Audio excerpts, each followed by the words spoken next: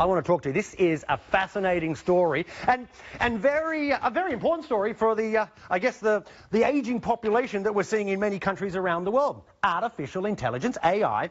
We don't criticise. It's been criticised in the past for posing a threat to humanity, but does it actually have the potential to save lives? BERG is one of the leading firms using AI technology to develop new drugs. The company has just announced a new partnership with the pharmaceutical giant AstraZeneca. So, on that note, we've dragged him in. We've got the co-founder and president and CEO of BERG, Niven Narain. Niven, great to have you with us. Thank you. Welcome to the program. Flew over from Boston just yesterday. And you're flying back tonight, aren't you? That's I'm right. giving the world your itinerary, by the way.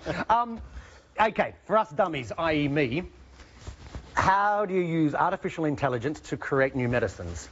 So the approach that BERG has taken is actually to start with the biology of the patient. So we take human tissue samples from patients with a given disease. In this case, we've started out with patients with Parkinson's disease, and we take their skin samples and other blood samples from these patients. We analyze them and look at the biology within these patients, and then use artificial intelligence to correlate their demographics or their age, race, their sex, etc., with the clinical records, and the artificial intelligence brings together all this data in a way that really we can't humanly process. Or take years and years, right? That's right. I mean, because I can imagine using, I mean, it makes perfect sense. Using AI would be, to develop new medicines, would be a much faster track than the track we're currently on when you've got to do the bio, yes, your stuff, do the trials, and then get it to market. And indeed, you know, it takes on average 12 to 15 years and over $2.5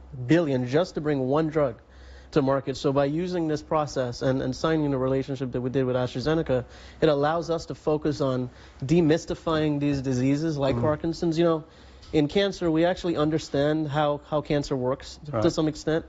And in diabetes, in the neurosciences like Parkinson's and Alzheimer's, we have no. So by using AI, the first step is to understand how the diseases work. The second step is to identify the areas in the biology that have gone wrong.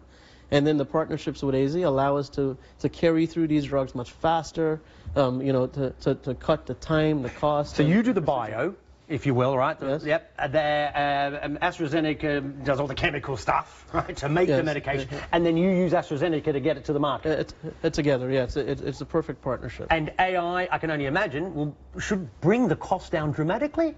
We have an opportunity to really revolutionize how the health economic outcome parlays its way into, you know, in the UK it's a single payer system, so the NHS is you know, they get to bill for everyone.